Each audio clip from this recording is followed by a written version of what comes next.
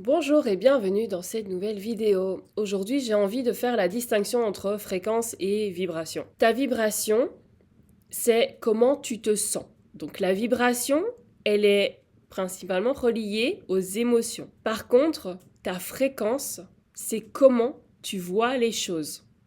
Donc ça, c'est relié à ta conscience. Tu peux être dans une basse vibration et dans un haut niveau de fréquence, comme quand tu traverses une rupture et que tu vois le but de la rupture. Et tu peux être en haute vibration et en basse fréquence. En général, quand on évolue une grosse partie de notre vie dans cette réalité matérielle bien palpable, bien matière, eh bien, on va vraiment expérimenter ces phases de joie, de bien-être, de plaisir, d'excitation, d'émerveillement, mais toujours dans une certaine limite, je veux dire avec un certain niveau de conscience. Et on ne sera pas en mesure de voir ce qu'il y a d'autre de possible. Donc là, à ce moment-là, ce sera un vécu émotionnel d'une certaine tonalité. Mais il y a encore autre chose. Ta fréquence, elle est influencée par ta vibration, mais elle n'est pas déterminée par elle. Donc c'est pas parce que tu es tout le temps en joie que ton niveau de conscience va augmenter. Ça veut dire ça. Et ta vibration, par contre, elle est limitée par ta fréquence. Par exemple, tu ne peux pas expérimenter le bonheur grâce à la droiture. Le fait d'être vraiment intègre dans ses valeurs, ça peut, dans un état de conscience assez bas, je suis obligée d'utiliser une échelle comme ça de mesure, dans une conscience basse, donc quand on est vraiment relié uniquement à la matière et qu'on n'a pas conscience de tout ce qu'il existe d'autre de possible, de cette réalité invisible, de nos différents corps énergétiques, de notre reliance galactique, de la vie qui existe aussi en dehors de la Terre, eh bien, on va expérimenter une vibration qui sera limitée. À ce moment-là, notre bonheur sera plus déterminé par toutes les activités qui amèneront du plaisir immédiat et pas dans un système de valeurs défini qui cadre notre vie, notre mode de fonctionnement. J'espère que ce sera clair. Parce qu'à ce moment-là, quand on pense à la joie, au plaisir, on s'imagine ressentir une intensité, mais une intensité qui sera manifestée, qui sera exprimée de différentes manières. Alors que plus la conscience augmente, donc notre fréquence augmente, au plus on va ressentir ces intensités émotionnelles, mais de façon comme neutre. C'est très bizarre à vivre parce qu'on a tendance à voir partout que si t'es en joie, t'es voilà, un peu tout excité, voilà, c'est la fête et tout. Alors que tu vas expérimenter une joie mais intérieure qui sera intériorisée et qui sera peut-être pas forcément visible à l'extérieur. Mais par contre, elle va être d'une intensité phénoménale. Et c'est très déroutant à vivre. Parce qu'on se dit, ouais, mais non, c'est peut-être pas juste ce que je vis là. Ça correspond pas à ce qu'on décrit de la joie en général. Et donc, on va chercher encore à l'extérieur quelque chose qui va pouvoir créer une émotion qui sera extériorisée. Vous voyez ? La meilleure façon d'élever sa fréquence vibratoire, c'est d'agir de toute façon à partir de votre plus grande joie, à chaque fois que vous le pouvez, sans aucune hypothèse sur la façon dont les choses devraient se dérouler, tout en restant dans un état positif. Alors, bien sûr, on va toujours suivre sa joie, parce que là, c'est vraiment la voie qui nous conduit à cette reliance à notre âme, à notre essence véritable, à ce pourquoi on est fait, à ce qui nous convient, ce qui nous nourrit, ce qui nous élève. Voilà, ça c'est un fil conducteur, c'est vraiment ce qui, à la limite, doit diriger notre vie. Et c'est ce qui permet d'élever notre fréquence vibratoire. Mais ça ne veut pas dire que ça ne fait qu'augmenter notre conscience. Donc, conscience, fréquence. Agir depuis la joie ou sa plus haute expression, c'est la meilleure et la plus rapide façon d'élever sa fréquence vibratoire, car la joie nous connecte à notre vraie nature divine. Ne pas avoir d'hypothèse sur ce que devrait être le résultat nous empêche d'être déçus par nos propres attentes et nous encourage à agir selon notre joie pour elle-même, pas parce qu'on essaye d'enterrer quelque chose, mais juste pour le plaisir de ressentir cette joie et de se sentir vivant. Rester dans un état positif nous permet de bénéficier de tout ce qui se passe et nous permet de continuer à percevoir la prochaine joie ou expression de soi la plus élevée qui se révèle. Donc, développer et nourrir sa fréquence vibratoire demande d'être en pleine capacité, attention, de notre attention et de notre concentration.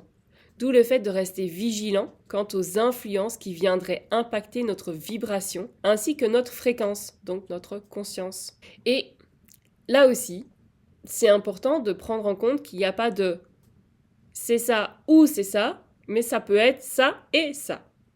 Donc, dans tout ce qui a trait à l'éveil spirituel, à l'éveil de conscience, au cheminement spirituel, on va beaucoup parler de dimensions, de troisième dimension, quatrième dimension, cinquième dimension, sixième dimension, etc. Et donc, on va un peu juger en fonction de nos réactions, en fonction de là où on en est, en fonction de nos centres d'intérêt. On va se dire, maintenant j'ai quitté la 3D, je suis dans la 4D ou je suis dans la 5D. Je suis totalement dans la 5D, moi. Sauf que on est multifacette. Donc, on ne va pas quitter la 3D pour passer en 4D, pour passer en 5D. Ce ne sont pas des pays, ce ne sont pas des continents. Il n'y a pas de frontières qu'on passe comme ça et où il n'y a plus de retour en arrière possible. C'est comme on a plein de facettes, plein d'aspects en soi qui vibrent à des fréquences différentes. On a plein de programmations différentes. On a des programmations qui nous freinent et d'autres qui nous nourrissent et qui nous élèvent, qui nous portent. Eh bien, on cohabite avec toutes ces fréquences-là. On peut ressentir un énorme amour inconditionnel et compassionnel, donc de l'ordre de la 6D, et en même temps continuer à nourrir de l'amour version 3D, pour certaines personnes ou pour certains aspects de notre vie. Les deux sont valables. Par moments, on va expérimenter un amour comme jamais on a vécu ici sur Terre. On va expérimenter vraiment l'amour inconditionnel, l'amour 6D, la fréquence 6D. Et puis, à un autre moment, eh bien, on va revenir peut-être dans ce petit personnage, dans ce petit jeu.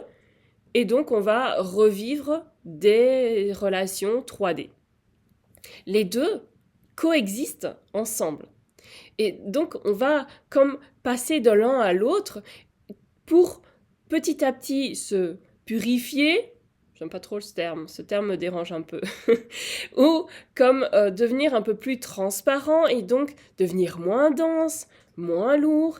Et donc, on va ramener toujours plus de la clarté en soi pour devenir plus léger. Plus léger dans le sens porter moins de fardeau, moins de programmes lourds, moins de déviance. Et ça va nous ouvrir à plus d'amour compassionnel, plus d'amour inconditionnel, et donc d'être plus dans la compassion, dans la tolérance, dans l'acceptation, tout en ayant une conscience de soi bien définie et avec des limites claires aussi. Donc, on peut considérer une expérience ou une relation à partir d'un état de conscience plus élargi, donc la 5D, tout en continuant à réagir selon le mode 3D. Et ça demande une certaine exigence d'attention. Et malheureusement, à notre époque, l'attention, c'est devenu un don assez rare. Donc, c'est devenu précieux. En faisant ça, vous devenez des êtres à part. C'est-à-dire, vous devenez aussi des êtres précieux qui auront un impact positif, que ce soit volontairement dans vos actions, dans l'inspiration que vous êtes ou dans vos accompagnements, peu importe, dans la façon dont vous allez entrer en relation avec les gens, ou rien que par le fait d'être, tout simplement. Donc là, vous allez devenir une bonne influence. Et c'est pas dans une volonté de, voilà, je deviens inspirant, je suis une figure spirituelle ou de conscience, une figure de conscience où il faut que je me montre, il faut que je sois vraiment ce leader qui montre le prochain prototype de l'humain. Non, c'est pas dans cette volonté-là, c'est juste dans, voilà, je suis bien d'être qui je suis. Moi, mon aspiration, c'est d'amener toujours plus de clarté, de conscience là en moi et dans tous les aspects de ma vie. Et voilà. Mais tu sais que cela impacte au niveau de l'inconscient collectif, au niveau vibratoire, ça impacte de façon colossale tous ceux avec qui tu seras en relation, en connexion, même ceux que tu vas croiser comme ça en voiture ou à pied. Voilà, l'influence vibratoire passe. Voilà, tout passe quoi. Ça passe à travers. Notre vibration va impacter subtilement, vibratoirement, dans un rayon, dans un large rayon. Moi, je connais pas les mesures, mais c'est très vaste en tout cas. Et plus notre conscience, elle va s'affiner, plus la gamme d'émotions va devenir subtile. C'est-à-dire que tout devient plus nuancé au niveau du vécu des émotions. C'est comme si vous aviez un arc-en-ciel avec des couleurs très vives, bien claires, bien définies, donc c'est vraiment très très vif. Et puis on va se diriger vers un arc-en-ciel un peu plus pastel, aux couleurs pastel, où là on aura du mal à discerner les limites, les frontières entre chaque émotion. Et c'est comme ça, c'est comme ces émotions-là de l'arc-en-ciel très vif, on va les ressentir très fortes, on va pouvoir vraiment identifier ça c'est ça, ça c'est ça. Mais tandis que au plus notre conscience s'ouvre, s'élargit, au plus ces émotions vont comme se confondre. Et donc on peut ressentir énormément d'amour tout en étant triste. Et que cette tristesse-là viendra aussi influencer l'amour. Et l'amour, la tristesse. Mais dans une co-création consciente pour nous soutenir dans notre propre processus. Et ça, c'est très déroutant quand on vit cela, parce que c'est pas encore assez partagé, diffusé, et donc on en reste encore à cette intensité émotionnelle et à cette compréhension de dimension, de fréquence vibratoire, de fréquence de vibration. Et donc tout est un peu confus. Voilà, j'espère que ça aura apporté un peu de clarté. Et ça, c'est ce qu'on voit aussi dans la formation Sommeur de rêve et Maître du rêve. Donc on explore tout ça vraiment pour devenir ces piliers de fréquence pour soutenir le travail de l'humanité. Voilà, parce que ce chemin-là, cette mission-là, elle est intrinsèque à nous, on ne peut pas y échapper, ça fait partie de nous, même si on essaye par différentes portes de ne pas faire ce job-là, mais ça revient à nous parce que c'est vraiment notre voie et ça demande d'être revenu à soi, d'être centré à soi, d'être connecté à sa vérité pour pouvoir faire ce job-là en conscience, mais tout en laissant la place à l'autre d'expérimenter son propre cheminement. On est juste des soutiens fréquentiels. Voilà, on se retrouve bientôt pour un nouveau partage. À très vite.